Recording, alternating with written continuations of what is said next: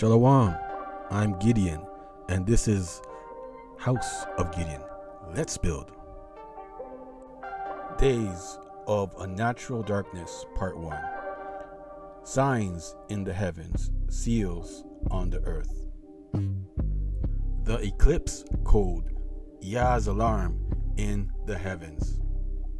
Joel chapter 2, 31. The sun shall be turned into darkness, and the moon into blood, before the great and the terrible day of Yahawah come. Decoding the rare dual eclipse of August 2nd, and understanding the scriptural warnings when the sun, moon, and the stars go out of course. These events are not coincidence. They are alarms from Yahawah calling the remnant to discern, prepare, and stand set apart. Introduction. The sky is crying out, but who's listening? Shalom Mashbaka. In a world drunk off technology, vanity, and rebellion, Yahawah is sounding the trumpet, not through CNN or YouTube, but through the heavens. On August 2nd, 2025, 2 solar eclipses will darken the same day. And on August 6th, a mysterious 6 minutes of darkness will strike. The world will call it science, but the elect must discern. This is a cosmic warning from the throne. Precepts. Psalms 147:19. He sheweth his word unto Jacob, his stature and his judgment unto Israel. Matthew 16:2-3. He answered and said unto them, when it is evening, say ye, it will be fair weather, for the sky is red. And in the morning it will be fair weather today, for the sky is red and lowering. O ye hypocrites, ye can discern the face of the sky, but can ye not discern the signs of the times? The heavens are shaken because the covenant has been broken. The sun, the moon, and the stars no longer follow man, because man no longer follows Yah. This is not a lesson. This is not a message for clicks or views. This is a divine alarm, a last call to the scattered remnant of Yasharallah. Awaken, seal up, prepare, because what is written is now unfolding, and the signs above us are crying out louder than the voices on the earth. This is not the time for entertainment. This is the hour of reckoning. If you have ears to hear, then hear what the Ruach is saying to the set apart ones. The 7 mysteries of the eclipse code. The divine purpose of eclipse. Appointed warnings, not accidents. Genesis 1:14-15. And Yah said, let there be lights in the firmament of the heaven to divide the day from the night, and let them be for signs, and for seasons, and for days and years. And let them be for lights in the firmament of the heaven, to give light upon the earth. And it was so. These events are a divine separation. They divide the watchers from the sleepers, the sealed from the deceived, the covenant keepers from the rebels. To those walking in covenant with Yahawah, the signs scream, prepare, consecrate, stand firm. But to those in rebellion, they see only darkness, shadows without meaning, because they have rejected the light. What's unfolding is not coincidence, it's judgment. The heavens are speaking, but only the awake can hear. Let the remnant take heed. This is the hour of spiritual separation. Romans 1:18-19. For the wrath of Yah is revealed from heaven against all ungodliness and unrighteousness of men, who hold the truth in unrighteousness, because that which may be known of Yah is manifest in them, for Yah have shewed it unto them. Psalms 19, 1-4. The heavens declare the glory of Yah, and the firmament sheweth his handiwork. Day unto day uttereth speech, and night unto night showeth knowledge. There is no speech nor language where their voice is not heard. Their line is gone out through all the earth, and their words to the ends of the world. In them hath he set a tabernacle for the sun. Darkness before deliverance, a pattern of prophetic judgment. Exodus 10:21-23. And Yahawah said unto Moses, stretch out thine hand towards heaven, that there may be darkness over the land of Egypt, even darkness which may be felt. And Moses stretched forth his hand toward heaven, and there was a thick darkness in all the land of Egypt 3 days. They saw not one another, neither rose any from his place for 3 days. But all the children of Israel had light in their dwelling. The eclipse is not merely a beautiful wonder. It is a celestial rebuke. Heaven is not putting on a show. It's issuing a warning. When Yahawah darkens the sun, it is not for spectacle. It is for separation.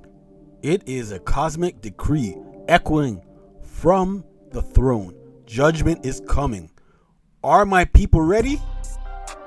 To the world, it's a photo. To the rebellious, it's a mystery. But to the remnant, it is the cry of the heavens. Seal yourselves, set apart, shine brighter. This is not astronomy. This is prophecy. Precepts. Joel 2:10-11. The earth shall quake before them. The heavens shall tremble. The sun and the moon shall be dark, and the stars shall withdraw their shining. And Yahawah shall utter his voice before his army. For his camp is very great, for he is strong that executeth his word. For the day of Yah is a great and very terrible, and who can abide it? Revelations 6:12-14.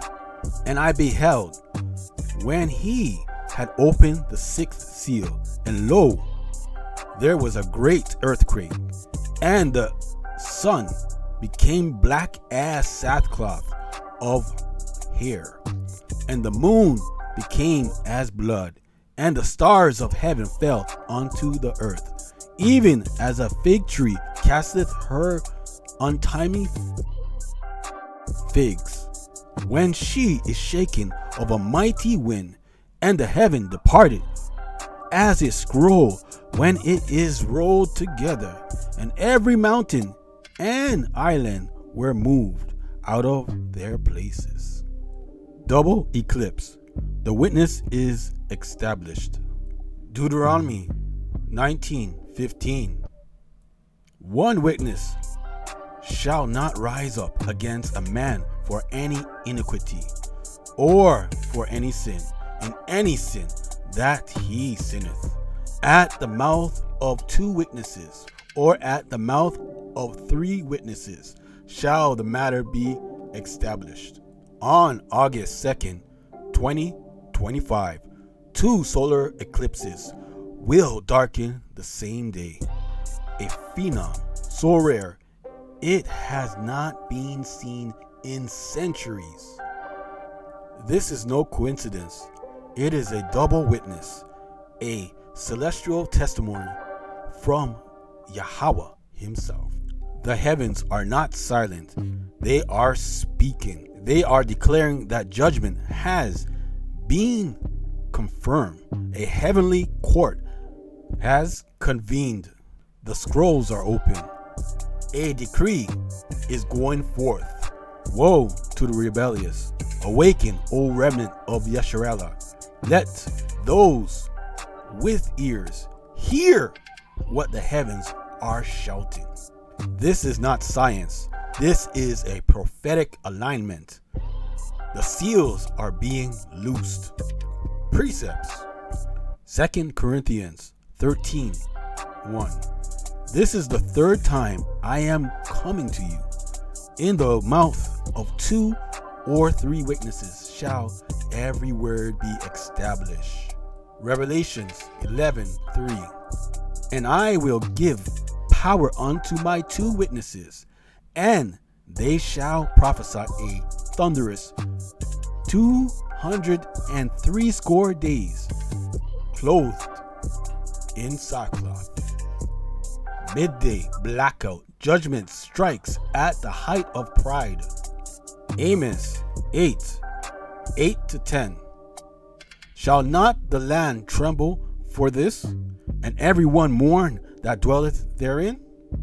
And it shall rise up whirly as a flood, and it shall be cast out and drowned, as by the flood of Egypt.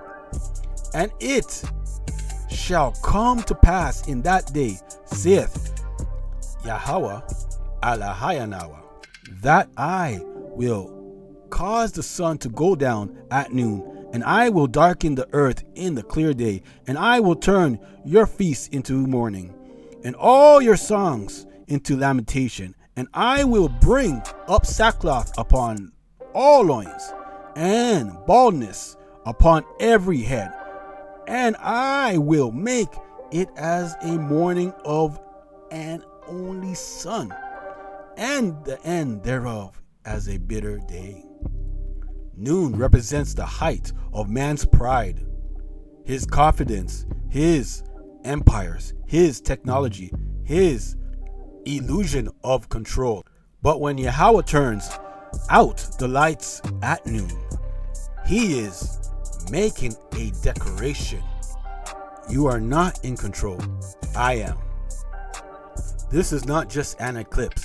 It is a prophetic strike, a blow to pride, prosperity, and the great global delusion. Just like ancient Egypt before the Exodus. This is the darkening before the departure. Before Yah moves to deliver, he first sends the shadow. So ask yourself, will you remain basking in Babylon's false light, or will you be prepared to exit under Yahawah's covering? The sky is testifying. The remnant must respond. Precepts. Isaiah 13:10-11. For the stars of heaven and the constellations thereof shall not give their light. The sun shall be darkened in his going forth, and the moon shall not cause her light to shine. And I will punish the world for their evil, and the wicked for their iniquity. And I will cause the arrogancy of the proud to cease, and will lay low the haughtiness of the terrible. Luke 23:44-45. And it was about the 6th hour, and there was a darkness over all the earth unto the 9th hour, and the sun was darkened, and the veil of the temple was rent in the midst. When Yahawah was crucified, darkness covered the earth.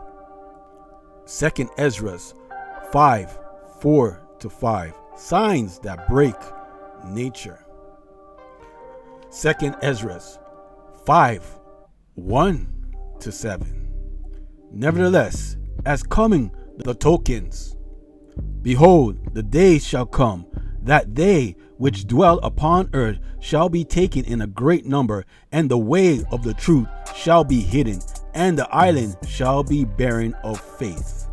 But iniquity shall be increased above that which now thou seest.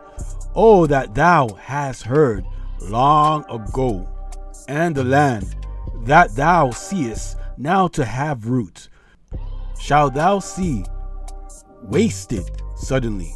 But if the Most High grant thee to live, thou shalt see after the third trumpet that the sun shall suddenly shine again in the night, and the moon thrice in the day.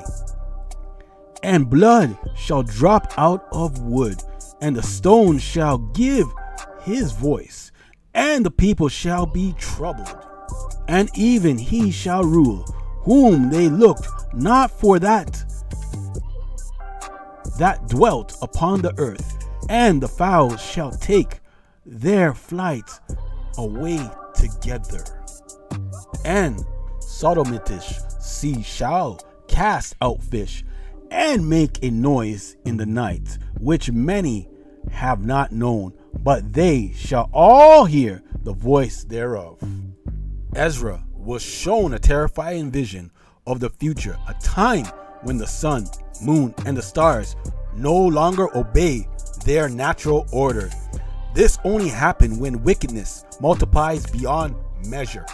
What we are witnessing is not astronomy gone wrong.